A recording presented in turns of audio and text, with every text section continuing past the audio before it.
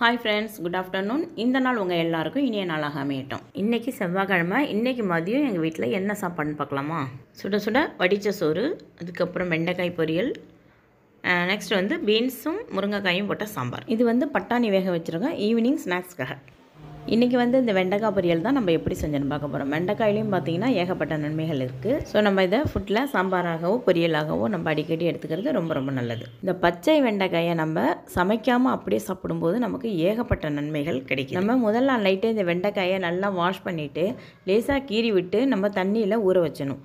மறுநாள் காலையில் எழுந்து அந்த வெண்டைக்காயை எடுத்துகிட்டு அந்த தண்ணியை மட்டும் நம்ம குடிக்கும்போது டயபெட்டிஸ் கண்ட்ரோல் ஆகும், கெட்ட கொழுப்பு வந்து கரையும். அது மட்டும் இல்லை, இதை நம்ம பச்சையாக சாப்பிடும்போது மூளையை வந்து ஆக்டிவாக வச்சுக்கிறதுனால ஞாபக சக்தி வந்து நமக்கு அதிகமாக இருக்கும். அடுத்து பார்த்திங்கன்னா புற்றுநோய் அழிக்கக்கூடிய ஆற்றல் கூட இந்த வெண்டைக்காய்க்கு இருக்குன்னு சொல்கிறாங்க. ஸோ வெண்டைக்காவை நம்ம அதிகமாக எடுத்துக்கிட்டால் நம்ம உடம்புக்கும் சரி மூளைக்கும் சரி ரொம்ப ரொம்ப நல்லது. மொத்தத்தில் பார்த்திங்கன்னா எல்லா வெஜிடபிள்ஸ்லேயுமே எல்லா சத்துமே இருக்குது. ஸோ எந்த வெஜிடபிள்ஸையும் ஒதுக்காமல் எல்லாத்தையும் சேர்த்துக்கிறது ரொம்ப ரொம்ப நல்லது. வெண்டைக்காயில் பார்த்திங்கன்னா சாம்பார் வச்சாலும் சூப்பராக இருக்கும், புளிக்குழம்பு வச்சாலும் சூப்பராக இருக்கும், அதுக்கப்புறம் பொரியல் பண்ணாலும் அதை விட சூப்பராக இருக்கும். வாங்க இன்றைக்கி நம்ம பொரியல் எப்படி பண்ணுறதுன்னு பார்க்கலாம். இப்போ வெண்டைக்காவை நல்லா நம்ம வாஷ் பண்ணிவிட்டு இந்த மாதிரி ஒரு வடிகட்டியில் போட்டு எடுத்து வச்சுக்கலாம். இப்போ வெண்டைக்காயை நம்ம பொரியலுக்கு அறிகிற மாதிரி சின்ன சின்னதாக குட்டி குட்டியாக அரிஞ்சு எடுத்துக்கலாம். பெருசு பெருசாகவும் அறியலாம், குட்டி குட்டியாக அறியலாம். அறிகிற சைஸ்லாம் நம்மளோட விருப்பம் தான், எப்படி வேணாலும் அரிஞ்சிக்கலாம். நான் கொஞ்சம் குட்டி குட்டியாக அரிஞ்சிக்கிறேன். வெண்டைக்காய் பொரியல் மட்டும் எவ்வளோ இருந்தாலுமே வதங்கினதுக்கப்புறம் பார்த்திங்கன்னா பொரியல் பண்ணதுக்கப்புறம் பொசுக்குன்னு ஆகிடும் கொஞ்சோண்டு. அதனால நம்ம தாராளமாக நிறையா போட்டுக்கலாம். நம்ம சாப்பிட்ற மாதிரி இருந்ததுன்னா நம்ம அதுக்கு தகுந்த மாதிரி நிறையவே போட்டுக்கலாம். இப்போ நான் எல்லாம் அரிஞ்சு முடிச்சாச்சு. நம்ம ஒரு இட்லி பாட்டை வச்சு அதில் தண்ணி ஊற்றிக்கிட்டு இட்லி தட்டை மேலே வச்சுக்கிறேன். இந்த அரிஞ்சு வச்ச வெண்டைக்காயெல்லாம் நான் இதில் போட்டுக்கிறேன். நான் வந்து வெண்டைக்காயை இன்றைக்கி எண்ணெயில் போட்டு ஃப்ரை பண்ணி அந்த மாதிரி மெத்தடில் பண்ணல, பாயில் பண்ணிவிட்டு அதுக்கப்புறமா நான் வெண்டைக்காயை ஃப்ரை பண்ண போகிறேன். இந்த மாதிரி வெண்டைக்காயை நம்ம பாயில் பண்ணி எடுக்கிறதுனால வெண்டைக்காய் வந்து சீக்கிரமே வெந்துடும். ஸோ நமக்கு கேஸ் செலவு மிச்சம், ஆயில் ஜாஸ்தி செலவாகுது, உடம்புக்கு ஹெல்த்தியும் கூட. இப்போ இட்லி பானையில் இருக்கிற தண்ணி சூடானதுக்கப்புறம் நம்ம தட்டில் போட்டு வெண்டைக்காய் வச்சுட்டா கரெக்டாக 1 மினிட் ஆஃப் பண்ணிடணும். நீங்கள் டைம் பார்க்காம வெண்டைக்காய் வந்து அதிக நேரம் விட்டுட்டிங்கன்னா அவ்வளோதான், வெண்டைக்காய் வந்து எப்படி போகணும் உங்களுக்கே தெரியும். அதனால் சரியாக 1 மினிட்டுக்கு வச்சு ஆஃப் பண்ணிவிட்டு இப்படி பார்த்தீங்கன்னா இந்த மாதிரி தான் இருக்கும். பச்சை மாறாமல் அப்படியே இருக்கும். எப்படி பசுமை மாறாமல் பச்சை பசையில்னு இருக்குது பாருங்கள், சூப்பராக வெந்திருக்குது அந்த 1 மினிட் வச்சதுக்கே. இப்போ நம்ம கடாய் வச்சுட்டு பேனோ கடாயோ ஏதோ ஒன்று வச்சுட்டு நம்ம ஆயில் ஊற்றிக்கலாம். இப்போ ஆயில் சூடானதும் நம்ம கடுகு உளுத்தம்பருப்பு போட்டு பொரிச்சு, கடுகு உளுத்தம்பருப்பு பொரிஞ்சதும் நம்ம கட் பண்ணி வச்சு அந்த பொரியலுக்கு தேவையான வெங்காயம் போட்டுக்கலாம். நான் வந்து 2 பெரிய வெங்காயம் எடுத்து கட் பண்ணி வச்சுருக்கேன். அதோடு சேர்த்து கொஞ்சம் கருவேப்பிலை இதையும் போட்டு நல்லா கண்ணாடி பதம் வர வரைக்கும் நல்லா வதக்கிக்கலாம்.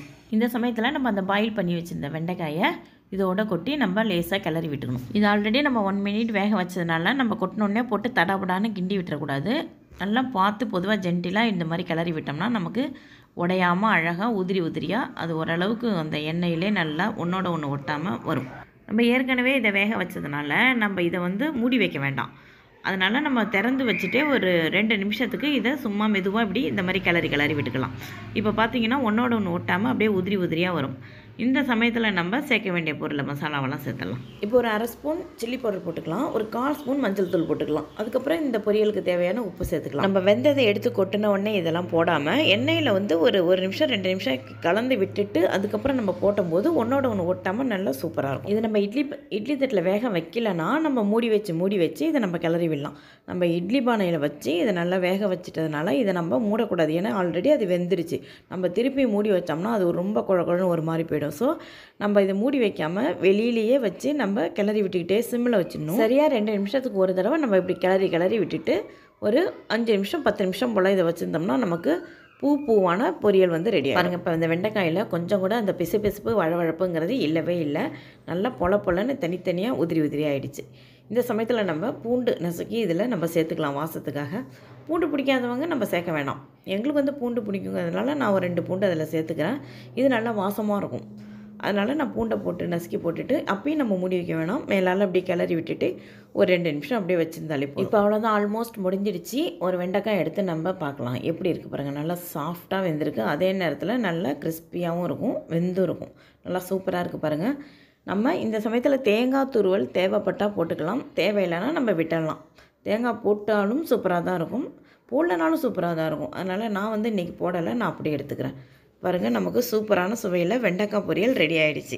சாப்பாடு பார்த்திங்கன்னா சில பேர் வந்து பசித்து சாப்பிட்ணுன்னு சொல்கிறாங்க. சில பேர் பார்த்திங்கன்னா கரெக்டாக 3 வேளைக்கு பசிக்குதோ பசிக்கலையோ டைம் தவறாமல் சாப்பிட்றணும் அப்படின்றாங்க. சில பேர் சொல்கிறாங்க கரெக்டாக டயத்துக்கு பசிக்கணும், அந்த பசித்த பிறகு நம்ம சாப்பிட்ணுங்கிறாங்க. ஆனால் நமக்கு தான் டைமுக்கு பசிக்கவே மாட்டேங்குது, என்னன்னு தெரியல.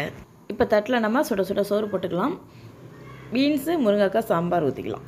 நெக்ஸ்ட்டு பூவான வெண்டைக்காய் பொரியல். அவ்வளோதான் இன்றைக்கி நம்ம வீட்டு லஞ்சு. இந்த வீடியோ உங்களுக்கு பிடிச்சிருந்தால் லைக் பண்ணுங்கள், உங்கள் ஃப்ரெண்ட்ஸ் அண்ட் ஃபேமிலிஸ்க்கு ஷேர் பண்ணுங்கள். சேனலை மறந்துடாமல் சப்ஸ்கிரைப் பண்ணுங்கள். தேங்க்ஸ் ஃபார் வாட்சிங்.